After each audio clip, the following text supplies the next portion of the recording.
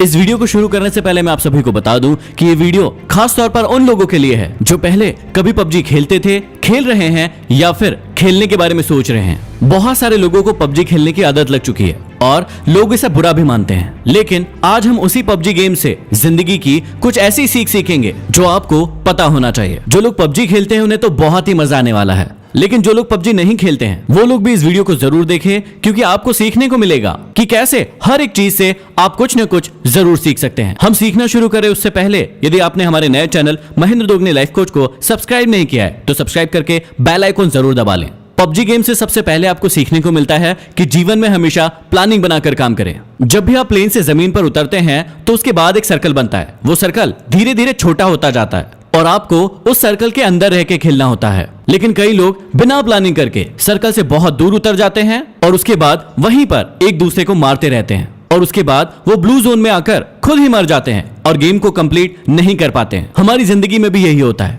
हम लक्ष्य कुछ और बनाते हैं और किसी और चक्कर में पड़ जाते हैं। इसलिए हमेशा याद रखिए, अपने सर्कल पर ध्यान दीजिए और उस सर्कल की ओर आगे बढ़ते रहिए। दूसरी चीज जो हमें सीखना चाहिए वो है कि भेड़ चाल ना चलें। जब भी हम प्लेन से उतरते हैं तो बहुत सारे लोग ऐसी जगह पर उतरते हैं जहां पर पहले से बहुत सारे लोग उतर रहे हैं। इसका मतलब हम भेड़ चाल चलते हैं और भीड़ का हिस्सा बन जाते हैं और फिर ज्यादा देर तक सरवाइव नहीं कर पाते। हमारी असल जिंदगी में भी यही होता है। हम सफल लोगों को देखते हैं कि वो क्या कर रहे हैं और उन्हीं के जैसे करने की, उन्हीं के जैसे बनने की पूरी कोशिश करते हैं और अपनी पसंद और नापसंद को कभी भी ध्यान में नहीं रखते हैं। इसलिए हमेशा याद रखें कि भेड़ चाल का हिस्सा ना बने, नहीं तो आप ज्यादा देर सरवाइव नहीं कर पाओगे। अगली सीख जो हमें पबजी से सीखने को मिलती है कि जीवन में हमेशा जरूरी सामान को ही साथ में रखें और फालतू के कचरे को इकट्ठा ना करें। जब भी प्लेन से उतरते हैं कई लोगों को आपने देखा होगा कि सिर्फ वो सामान इकट्ठा करने में लग जाते हैं। जो भी चीज उन्हें सामने दिखती है वो उसे फटाफट उठाने लगते हैं। वो ये नहीं देखते कि कौन सी चीज जरूरी है और कौन सी चीज जरूरी नहीं है। कभी कभी तो लोग ऐसा भी करते हैं कि बंदूक कोई और उठा ली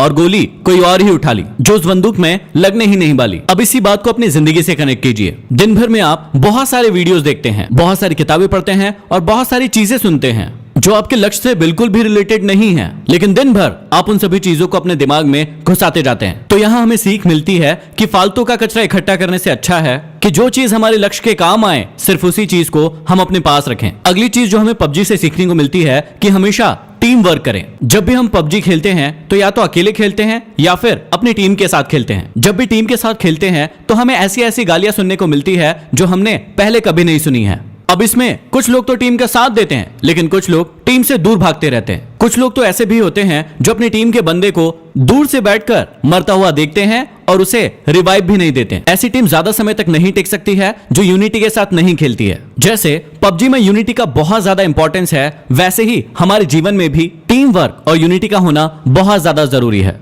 नहीं तो कौन व्यक्ति आकर आपको कम मार जाएगा आपको पता भी नहीं चलेगा। अगली चीज जो हमें सीखने को मिलती है कि हमेशा कमजोर साथी को साथ लेकर चले। जब भी हम पबजी खेलते हैं तो हमारे साथ कोई ना कोई व्यक्ति ऐसा जरूर जुड़ जाता है जो नया होता है और जिसे ज्यादा खेलना नहीं आता है, लेकिन हम उसका मजाक उड़ाते हैं। कभी कभी तो ऐसा भी होता है कि यदि आप 3 लोग खेल रहे हैं और 2 व्यक्ति वाली कोई कार मिली तो 2 व्यक्ति बैठकर उस पर निकल लेते हैं और एक व्यक्ति को पीछे ही छोड़ देते हैं। ना तो आपको पबजी गेम में ऐसा करना चाहिए और ना ही आपको अपने जीवन में ऐसा करना चाहिए। जो भी लोग कमजोर है उन्हें हमेशा अपने साथ लेकर आगे बढ़ना चाहिए। अगली सीख जो आप सभी के लिए बहुत ही ज्यादा इंपॉर्टेंट है, ज्यादा साधन जुटाने की अपेक्षा जो साधन आपके पास है उसमें बेहतर परफॉर्म करने की कोशिश करें। पबजी खेलते समय आपने एक बात बहुत नोटिस की होगी कि कुछ लोग ऐसे होते हैं जो सिर्फ सामान ढूंढते रहते हैं। उनका गेम पर ध्यान बिल्कुल नहीं होता है। वो जहां जाते हैं सिर्फ और सिर्फ सामान ढूंढते रहते हैं। खेलने के लिए उनके पास बंदूक होती है, लेकिन वो पूरे टाइम 6 का और 8 का स्कोप ढूंढते रहते हैं। उनके पास स्कारल बंदूक होती है, लेकिन वो पूरे टाइम कार 98 ढूंढते रहते हैं। और जब वो बहुत सारा सामान इकट्ठा कर लेता है तो सामने से एक ऐसा व्यक्ति आता है जो उसे छोटी सी गन से मार कर चला जाता है और उसका सारा इकट्ठा किया हुआ सामान लूट कर ले जाता है। इसलिए सीख को हमेशा याद रखिए, जो आपके खेल में भी काम आएगा और आपके जीवन में भी काम आएगा, कि ज्यादा साधन जुटाने की अपेक्षा जो साधन आपके पास है उसमें बेहतर परफॉर्म करने की कोशिश करें। अगली सीख जो बहुत ही ज्यादा जरूरी है कि हमेशा अपने आप को रिचार्ज करते रहें और हमेशा एनर्जेटिक बने रहें। आप सभी को बहुत अच्छे से पता होगा कि पबजी गेम में हेल्थ और ड्रिंक्स का कितना ज्यादा इंपॉर्टेंस है। समय समय पर यदि आप अपने आप को ड्रिंक नहीं पिलाएंगे, बैंडेज नहीं लगाएंगे, तो आप बहुत ही जल्दी मर जाएंगे। ठीक इसी प्रकार से हमारे जीवन में भी होता है। हमें सिर्फ काम ही नहीं करते रहना है, समय समय पर अपने आप को रिचार्ज भी करते रहना है। अगली बहुत बड़ी सीख हमें पबजी से मिलती है कि शत्रु को कभी भी कमजोर ना समझे। जीवन में आपको कभी भी पता नहीं होता है कि सामने वाला शत्रु कौन है, उसके पास कितने साधन हैं, और ऐसा ही हमारे साथ पबजी में भी होता है कि उसके पास कौन सी गन है, उसके साथ कितने लोग हैं, उसके पास कितना हेल्थ है, ये आपको कभी भी पता नहीं होता है। इसलिए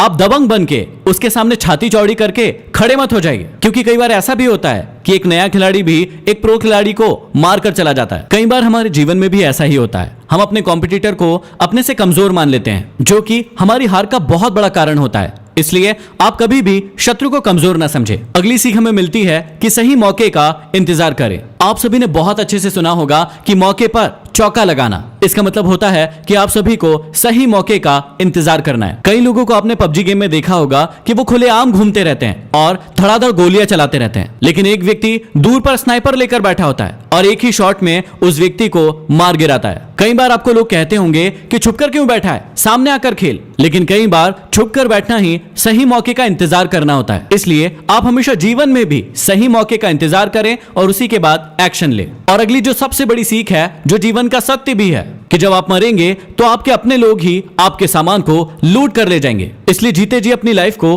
पूरी तरीके से एंजॉय कीजिए। जो भी साधन आपके पास उपलब्ध है उसका पूरा उपयोग कीजिए, क्योंकि मरने के बाद तो लुटेरे बैठे ही हैं। तो ये कुछ सीख थी जो हर इंसान को पबजी गेम से जरूर सीखना चाहिए। इस वीडियो को हर पबजी खेलने वाले तक जरूर पहुंचा दीजिए ताकि वो बहुत कुछ सीख सके। इस वीडियो को लाइक कीजिए। यदि अभी तक हमारे नए channel Mahendra Dogne life coach को सब्सक्राइब नहीं किया है तो सब्सक्राइब जरूर कर लें और बेल आइकॉन दबा लें। अगले वीडियो में फिर मिलते हैं। धन्यवाद।